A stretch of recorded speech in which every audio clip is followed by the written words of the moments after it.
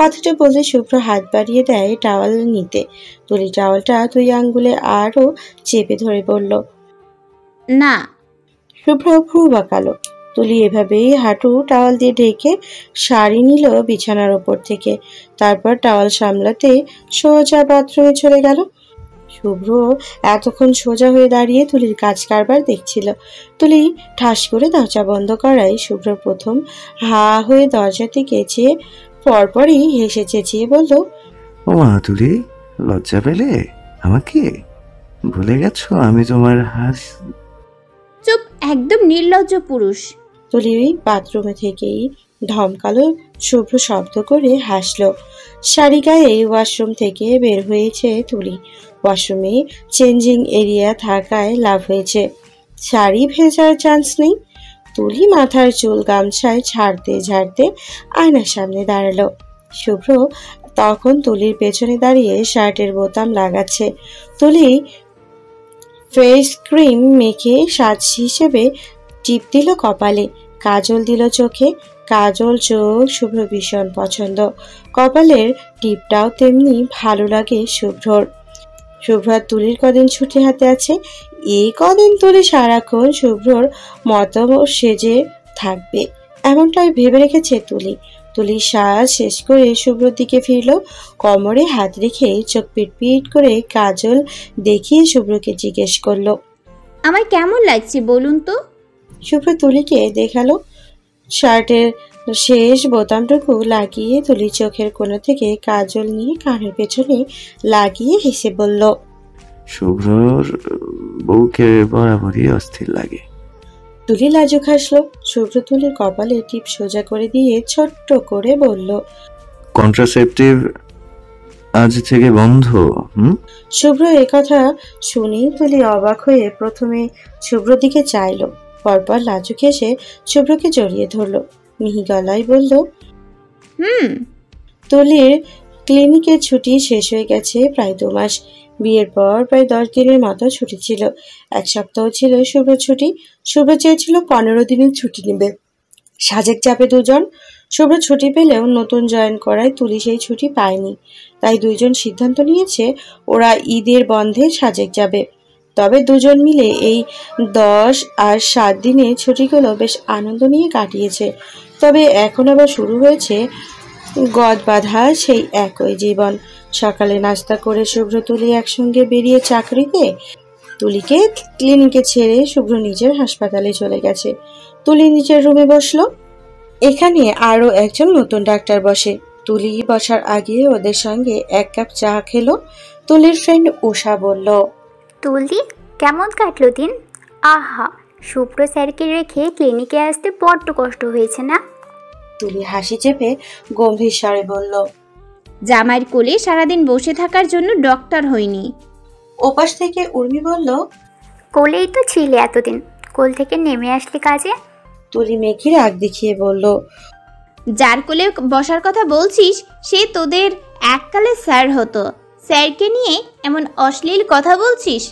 উষা যেন এই কথায় মজা পেয়ে গেল, বলল, তুমি সেই স্যারেরই কোলে বসবা, চুমু খাবা, সব অশ্লীল কাজ করবা, আর আমরা বললেও দোষ? স্যার তো তোরও হয়। তুলি জবাব দিল, সে এখন শুধুই আমার বর, আমার অ্যারেঞ্জ ম্যারেজের বর। উষা উর্মি দুজনেই ওহ করে উঠল। তুলি লজ্জা পেয়ে চায়ের কাপ রেখে উঠে দাঁড়ালো চেয়ার থেকে। স্টেথোস্কোপ গলায় ঝুলিয়ে বেরিয়ে যেতে যেতেই বলল, কাজে লাগুক দ্রুত, না হলে সিনিয়র অফিসার ধরবে এক একজনকে, স্যালারির ওপর বাজ পড়বে। আজ তুলি ভাবছে কাজ শেষ করে সোজা বাবার বাসায় যাবে। অনেকদিন ওইদিকে যাওয়া হয়নি। ইয়াসমিন বারবার করে বলেছেন ইয়াজিদ আর 15 দিন পর সৌদি চলে যাবেন। বাবার সঙ্গে বিয়ের পর তেমন সময়ও কাটানো হয়নি, তাই যেই ভাবা সেই কাজ। দ্রুত ক্লিনিকের কাজ সামলে রওনা দিল বাবার বাসার উদ্দেশ্যে। রিকশায় বসে কল করলো শুভ্রকে। হ্যালো, বলো, কাজ শেষ? হ্যাঁ, আমি বাসায় ফিরবো না এখন, বাবার বাসায় যাচ্ছি, আম্মুকে বলে এসেছি বাসায় রাধা আছে, খেয়ে নিও। ঠিক আছে, রাতে থাকবে নাকি? চাইলে দিবে নাকি? তুলি পাল্টা প্রশ্ন। শুভ্র হেসে বলল, আমি দেয়ার কথা পরে, তুমি নিজেই তো চাইবে না। তুলি লজ্জা পেয়ে হেসে বলল, সন্ধ্যার পর ফিরছি। শুভ্র হেসে বলল, ঠিক আছে, ঘুরে আসো। তুলি কল কেটে মোবাইলে আবার ব্যাগে ভরলো। আজ মাত্রাটা বদ্ধ ঘুরাচ্ছে। রিক্সার ঝাঁকুনি অনেক খেয়েছে, অথচ আজ এই ঝাঁকুনিতেই পেটের সব যেন ঠেলে বেরিয়ে আসতে চাইছে। কাজে তো তেমন কিছুই হয়নি, 2 কাপ চা খেয়েছিল আর ক্যান্টিনের রুটি ভাজি খেয়েছে। এসব তো রোজই খায়, তাহলে আজকে এমন অদ্ভুত লাগছে কেন শরীর? চিন্তা করার মধ্যে তুলি হঠাৎ কিছু একটা মনে পড়লো। দ্রুত মোবাইলে আবার ব্যাগ থেকে বের করে আজকে তারিখ দেখলো। ক্যালেন্ডারে দেখে সন্দেহ তখনই গাঢ় হলো আবারও। তুলি ভ্রু কুঁচকে পেটে হাত রাখলো। অশান্ত একটা নিঃশ্বাস ফেলছে তুলি। খুশি অনুভূতি সব ঝড় পাকিয়ে যাচ্ছে। তুলি কি শেষ অবধি শুভ্রের এতদিনের ইচ্ছা পূরণ করতে পারছে? পেটে হাত রেখেই আনন্দে ফিসফিস করে বলল তুলি, তুমি এসে গেছো? প্রায় 1 সপ্তাহ পর বাবার বাসায় এসে তুলি আনন্দে আশপাশ ভুলতে বসেছে। জুবাইরের সঙ্গে অনেকদিন পর আজ স্পাইডারম্যান মুভি দেখতে বসেছে। জুবাইর বুঝিয়ে দিচ্ছিল তুলিকে মুভির কাহিনী। মুভি দেখার ফাঁকে শুভ্রের কল এলো। তুলি কল রিসিভ করে রুমে আসলো। বাসায় ফিরেছেন? হ্যাঁ, খাওয়া দাওয়া শেষ করলাম মাত্র। আম্মু খেয়েছে, ওনার জন্য শুটকি রেঁধে রেখে এসেছিলাম। হ্যাঁ, খেয়েছে। বাপের বাড়ি ভালো লাগছে তো? অনেক। কি করছিলে? স্পাইডারম্যান মুভি দেখছিলাম। শুভ্র এই কথা শুনে প্রথমে অবাক হয়ে পরপরই হেসে উঠল। বলল, এত বড় হয়ে এখনো জুবাইরের সঙ্গে স্পাইডারম্যান মুভি দেখো? তুলি লজ্জা পেয়ে কিছুক্ষণ চুপ থাকলো। তারপর একটু থেমে ম্লান কণ্ঠে বলল, আর কিছুদিন পর থেকে মামা জিনিস দেখার সময় হয়ে যাবে, এখন এগুলোই দেখি। শুভ্র হাসছিল।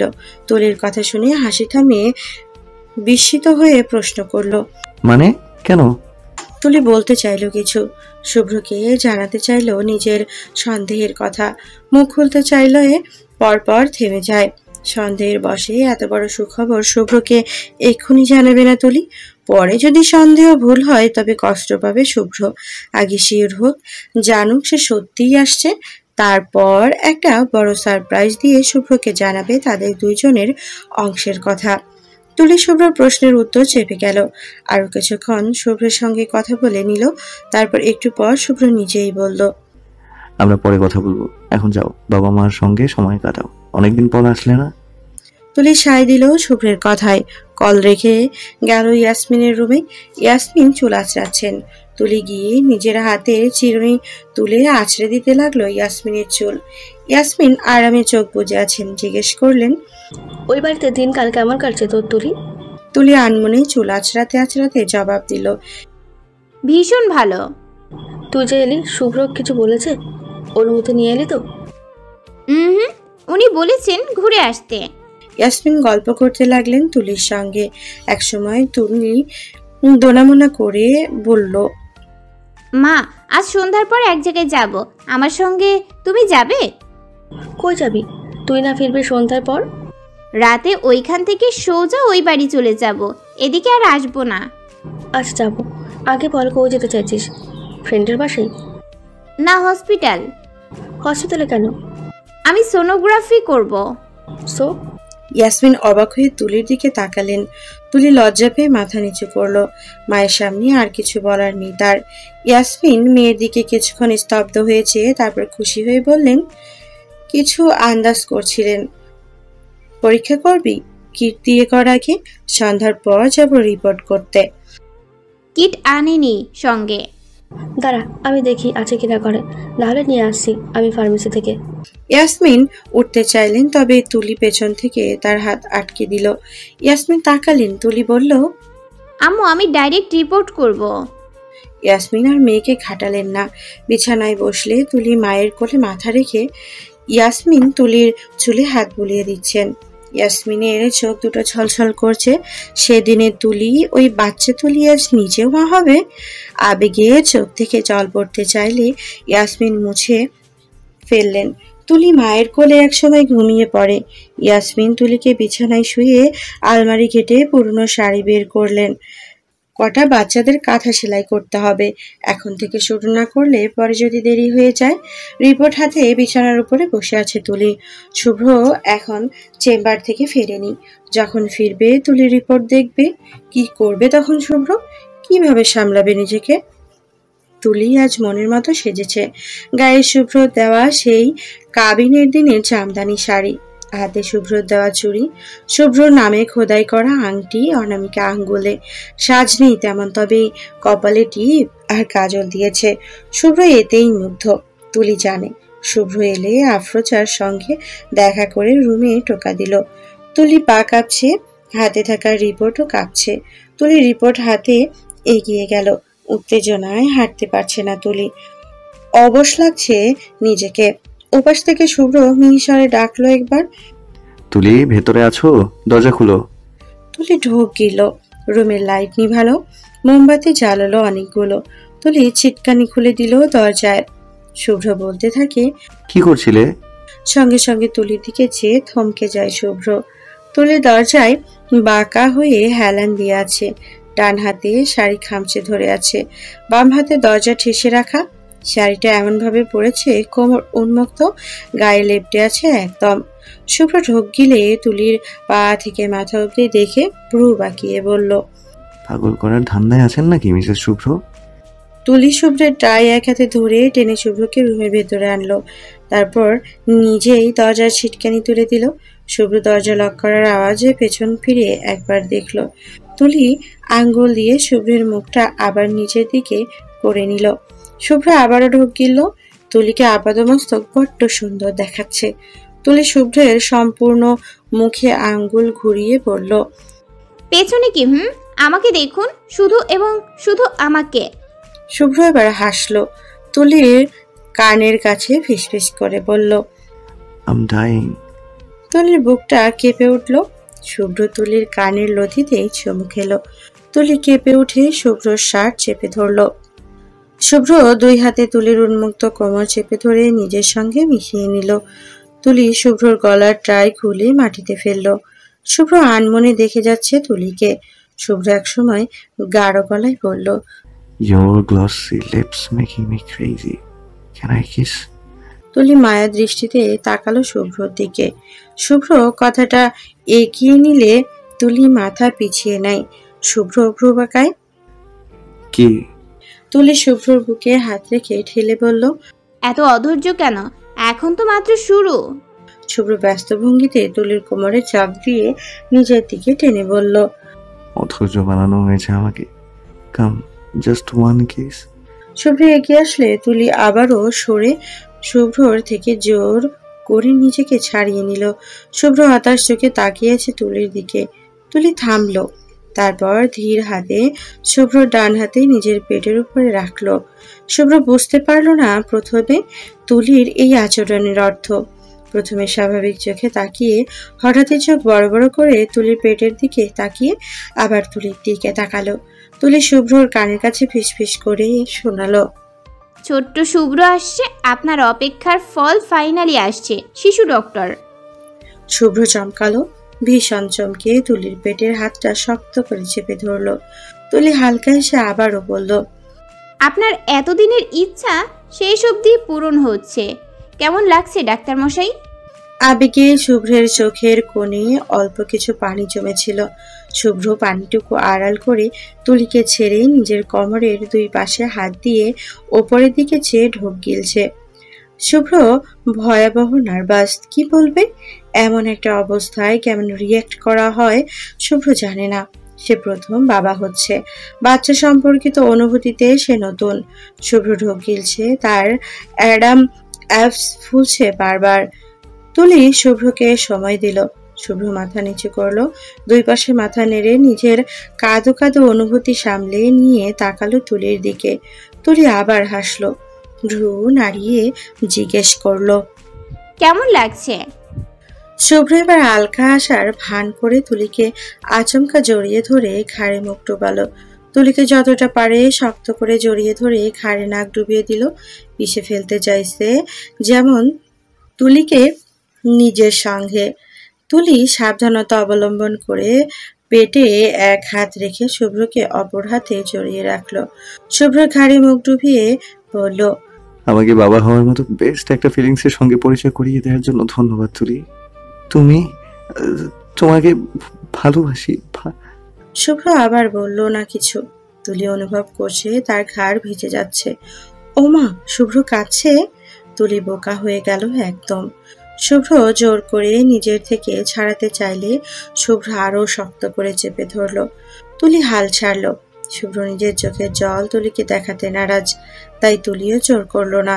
একসময় শুভ্র নিজেই নিজেকে সামলে সরে আসলো।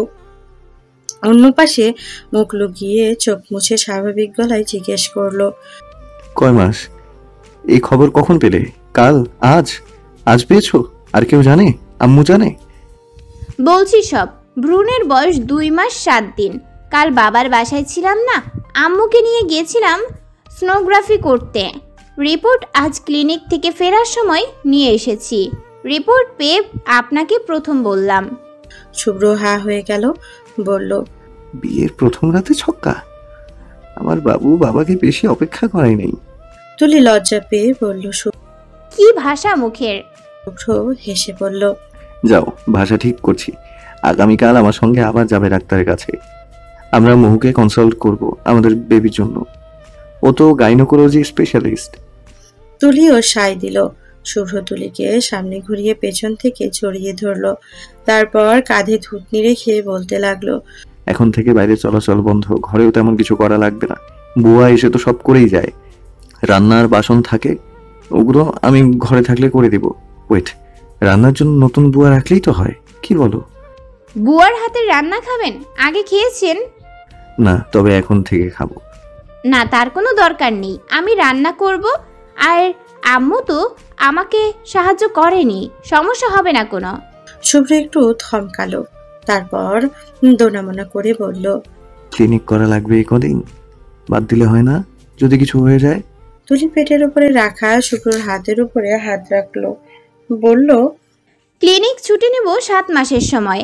এখন নেওয়া যাবে না, নতুন চাকরি বাদ দিলে আর নিবে না আমাকে। ঠিক আছে, আমি জোর করবো না তোমাকে। তবে এখন থেকে রিক্সা বা সিএনজি কিছু চড়া যাবে না, আমাদের গাড়ি ইউজ করবে। তাহলে আপনি কি দিয়ে আসবেন? আপনার হসপিটাল তো আমার থেকেও বেশি দূরে। আমি একটা সিএনজি রিজার্ভ করে নিব এই কয় মাসের জন্য। সিএনজি নিবে, আনবে। আরো কিছুক্ষণ কথা বলল দুজন। শুভ্রের হাতে তুলির সোনোগ্রাফির ছবি। অবশ্য কিছুই বোঝা যাচ্ছে না ছবিতে, তবু শুভ্রর হাতে ছবি নিয়ে বসে আছে। তুলি বেশ অনেকক্ষণ হলো ঘুমিয়েছে। শুভ্র তুলিকে বিছানায় শুইয়ে বারান্দায় গেল। এক হাতে নিজের বাচ্চার সোনোগ্রাফির ছবি, অপর হাতে শুভ্রর বাবার ছবি। শুভ্র বারান্দার দোলনায় বসে বাবার ছবিটার দিকে তাকিয়ে থাকলো। তারপর এক সময় বলল, আব্বু, আমি বাবা হচ্ছি। থামলো শুভ্র। গলাটা আজ কাঁপছে কেন এত? কোথায় বলতে পারছে না শুভ্র। ছবিতে শুভ্রর বাবা কথা বলতে পারে না। যদি পারতেন খুশিতে শুভ্রকে বলতেন, এই তো আসল পুরুষের মতো কাজ। আমার ছেলে বাবা হচ্ছে মিষ্টি বিলাপ। মিষ্টির কেজি এখন কত করে রে শুভ্র? আমাদের সময় তো ছিল 1 কেজি 180 টাকা। শুভ্র থামে কিছুক্ষণ, তারপর নিজের মতো করেই বলতে লাগলো, আমি তোমায় সেদিন বলেছিলাম আমার ছাত্রীকে বিয়ে করব কিভাবে। আম্মু কেন এমন ছেলে মানুষই সিদ্ধান্ত নিল। কিন্তু এখন আমি ভাবছি আম্মু ছাড়া আমাকে আর কেউই বুঝে না। আব্বু, আম্মু জানতেন ওই মেয়ে ওই ছাত্রীর মধ্যেই আমার সব সুখ থাকবে। আর দেখো, থাকলো। আমি ওই মেয়ে ছাড়া এখন কিছুই বুঝি না আব্বু। ওই মেয়ে আমার সমস্ত সত্তার মধ্যে খুব বাজেভাবে মিশে গেছে আব্বু। এখন ওই মেয়ের মধ্যে আমার আরেকটা সত্তা আসছে। তোমার শুভ্রর সন্তান, তুমি দাদা হচ্ছ, খুশি তুমি? কথা বলতে বলতে শুভ্রর চোখ থেকে এক ফোঁটা জল শুভ্রর বাবার ছবির মধ্যে পড়ল। সঙ্গে সঙ্গে শুভ্র জল মুছে ফেলল। বাবার ছবিকে হাত বাড়িয়ে সোনোগ্রাফি ছবি দেখিয়ে বলল, দেখো আব্বু, এটা আমার সন্তান। হাত পা বোঝা যাচ্ছে না এখন, কিন্তু আর কদিন তারপর সব বোঝা যাবে। তোমাকে তখন আরেকবার দেখাবো, এখন এটাই দেখো। শুভ্র আনমনে বাবার ছবির দিকে অনেক কথা বলল। তুলি ঘুমিয়েছিল। শুভ্রর কথা শুনে উঠে জানালার পাশে দাঁড়িয়ে এতক্ষণ শুভ্রর সব কথা শুনছিল। শুভ্র কাছে আর কথা বলছে। তুলি শুভ্রকে আবার বিরক্ত করলো না। জানালার মাথা ঠেকিয়ে ভালোবাসার লোভী নারীর মতো শুভ্র সব কথা শুনতে লাগলো। এতগুলো বছর পর শুভ্রদের বাড়িতে যেন খুশি উপচে পড়ছে। তুলি মা হবে কথাটা মুহূর্তের মধ্যেই দু পরিবারে ছড়িয়ে গেল। আফরোজা আজ তুলিদের পুরো পরিবারকে